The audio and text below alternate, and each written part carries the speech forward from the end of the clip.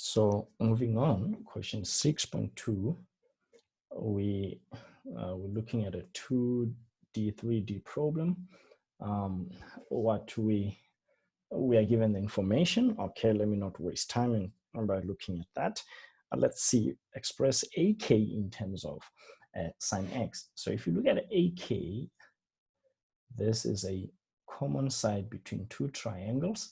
So it would be nice to really use the sine rule to have an expression and get a feel of how things are turning out here with AK. So let's go ahead and write that.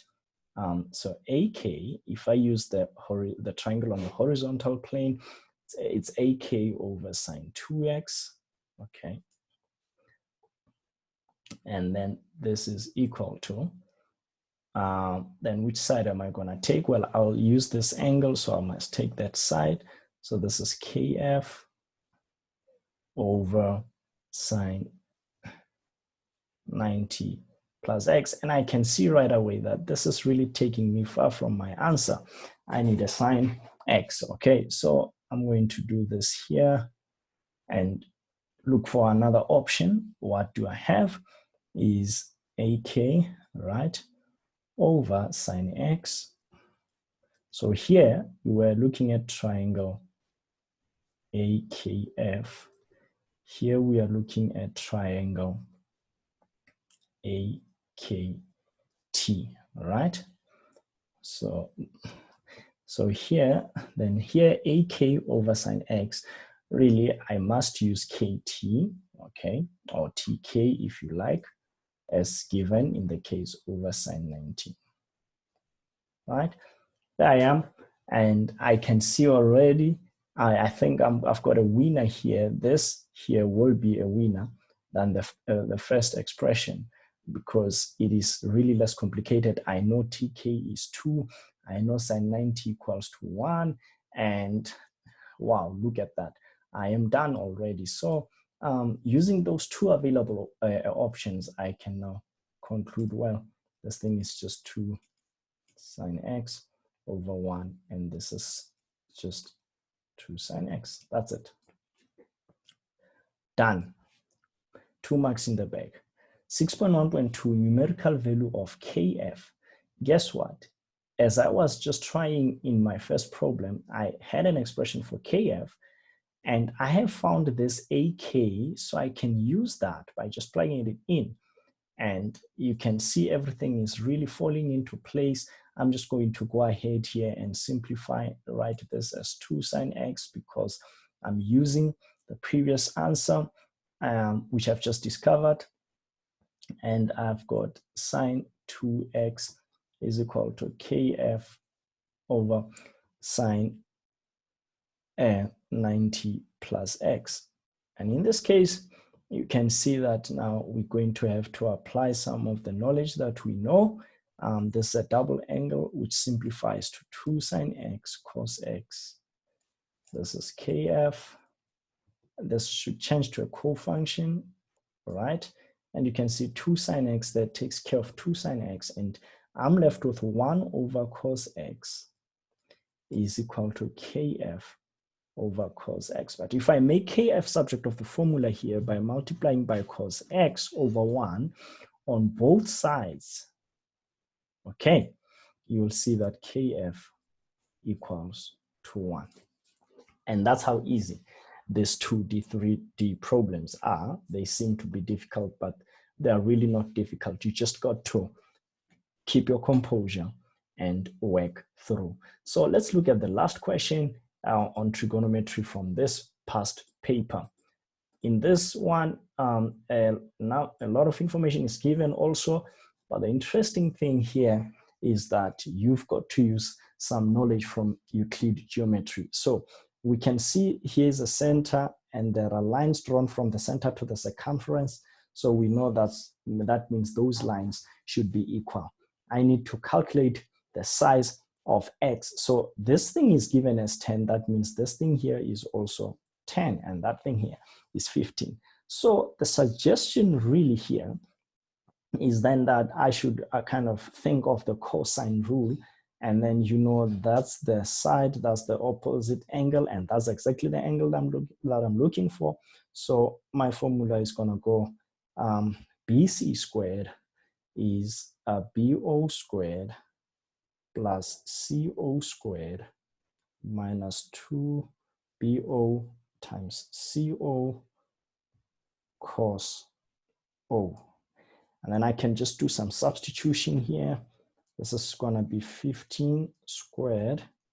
This is just going to be 10 squared plus 10 squared minus 2 times 10 times 10 cos x. And you can see, if you know your squares, that's 225. All right. This is 100 plus 100, that's a 200. This is also a 200 cos x. And if I do the simplifying, yeah, tongue twister there, then I've got here 200, okay, minus 225 over 200, okay? That's what cos x is. And then I think this will just go down to minus 1 over 8, all right? Because that's going to be minus 25 over 200. Now, you can just think of the strategy we use for solving general solutions, really. That's just what you've got to do here. Omit the sign for a little bit, get your reference angle, okay? So if you say arc cos of 1 over 8, that's just going to give you 82.82 degrees. Now, this thing does not look like a reflex angle. So we cannot use 180 plus, we got to use 180 minus. So if you look up, if you think of the cast diagram, here is 180 minus theta, here is 180 plus theta. Okay, so we are here. So we got to subtract that angle from 180. So 180 minus 82.82. So this gives us, so therefore x is 97.18. All right, so that's cool. We know that. We are done. Then we must find the size of ACB. In other words, this angle here. Okay. So, well, we can use the fact that angle at the center is twice angle at the circumference to find that. So this thing should be half of that. So what is 97.18 divided by 2? That gives us 48.59. And I've told you the reason angle at the center is twice angle at the circumference. So we also know that this angle here, guys, this one here, has got to be 48.59. So using sum of angles in a triangle, then we can actually figure out angle C. All right, I hope you get that. So we're going to say 180 minus that, and lo behold, somehow we arrive here, we get 82.82 as this angle, angle C. Interesting figures here that we are having that had appeared to be our reference angle previously. Anyways, that's what it is. And then finally, we're going to look for the area of ABC using the area rule. And really, remember area rule, you just need an angle with two sides that include that angle. So two sides and an included angle in essence. I'm going to write this one in red. So the area of triangle ABC here is half BC times AC sine what? C. You can see that. So this is really half. Everything there is 15, so this can just be 15 squared, and sine of excuse me, sine of 82.82 degrees. And of course, we can just punch everything into the calculator now and then see what the answer comes out as, 82.82. And then I get 111.62. And of course, this will be square units. So since what we are not given if it's millimeters, centimeters, or whichever, but that's gonna be that. If you like, you may say square units. Yeah, because you know the units for area will always be square. So guys, that's just about it. This one was a little bit nice actually. They incorporated some Euclid Geo. So you see, math is not about memorizing stuff, it's about knowing stuff, understanding stuff, and showcasing really is what you do throughout your question paper. I hope you've benefited from this. You've gained some insight that will help you to carry on with your high school career. All right, cheers.